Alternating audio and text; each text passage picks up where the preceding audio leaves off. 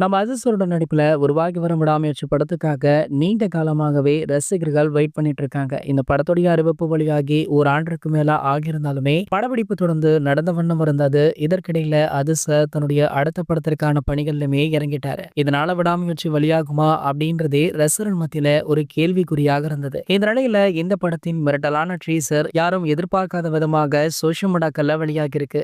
Vinod sir இயக்கத்துல தொடர்ந்து 3 படங்கள்ல நடித்த அஜிஸ் சார் துணிவு வெற்றியை தொடர்ந்து லைக்கா தயாரிப்புல நடிக்க கமிட் ஆனாரு.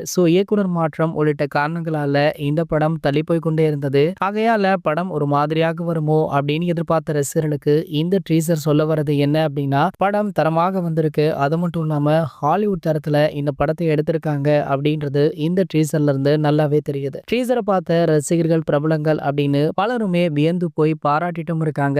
இந்த நிலையில பாத்தீங்கன்னா தற்போது இந்த ட்ரீசரை பார்த்த தளபதி விஜய் அவர்களுடைய மனைவியான சங்கீதா அவர்களுக்கு போன் போட்டு வாழ்த்துக்களையுமே தெரிவிச்சிருக்காங்களாம். என்னதான் அஜித் சார், விஜய் சாருடைய மோதல்கள் சினிமாவில் இருந்தாலுமே சொந்த வாழ்க்கையில 2 பேருமே நல்ல நண்பர்கள் அப்படின்றது அனைவருக்குமே தெரிந்த விஷயம் தான். இப்படி அஜித் சாருடைய படம் வந்தால் விஜய் சார் தரப்புல இருந்தும், விஜய் சாருடைய படம் வந்தால் அஜித் சார் தரப்புல இருந்துமே அவ்வப்போது வாழ்த்துக்களை பரிமாறிக்கொள்வது 2 குடும்பத்திற்குமே இயல்பாகவே இருந்துட்டு இருக்கு.